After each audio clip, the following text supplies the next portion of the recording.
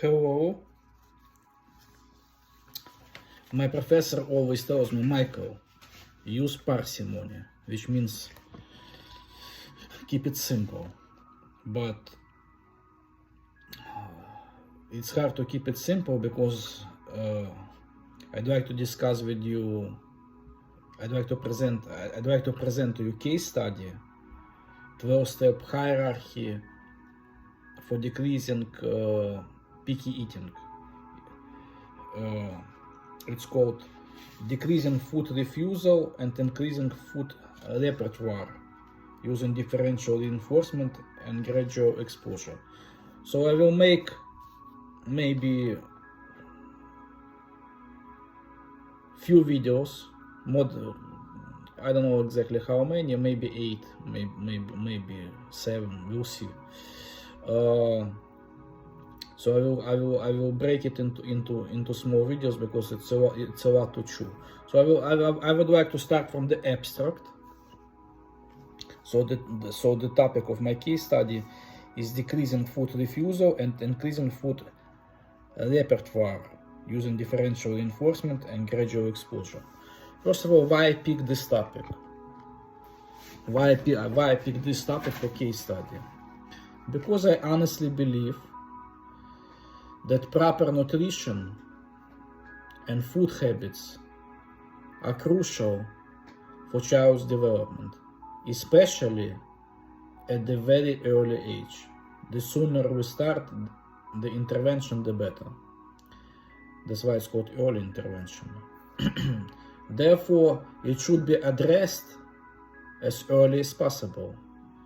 In this presentation, I would like to introduce you the 12-step hierarchy method, which I applied for intervention with my client. I would like to point out that many children with ASD, autism spectrum disorders, have unusual sensory behaviors. Instead of using 5 senses properly, for example, hypersensitivity includes using lips to identify temperature, smell and taste of the food. Therefore, the main idea is to introduce new food through play. Again, food refusal is common behavior amongst children with autism spectrum disorder. It is one of the most important behaviors to address, as it can lead to severe nutritional deficiency and failure to thrive. Food refusal, sometimes known as food selectivity, can be due to specific preference or non-preference of particular food textures, colors, shapes, appearance, and overall presentation of the food. In addition, the food selectivity can be related to flavor and smells. In order to begin working on food repertoire expansion, we first need to assess what the preferred foods are and what non-preferred foods are, and what goals we would like to set for ourselves, which foods or types of foods to add to the child's food repertoire. Intervention implemented were designed to be caregiver-friendly in order to allow for generalization across settings and people, class, home, eating outside, for example.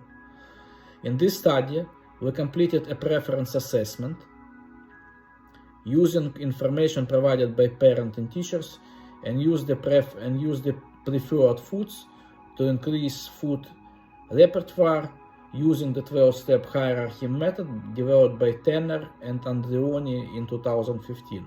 Again, I'd like to point out, it's very important, one of the main principles of applied behavioral analysis is to keep an eye on contemporary research, because It allows us to identify treatments that are most effective.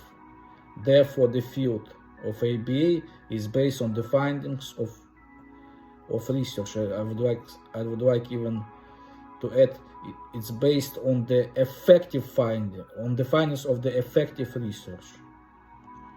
Thank you for your attention. To be continued. This is only the beginning.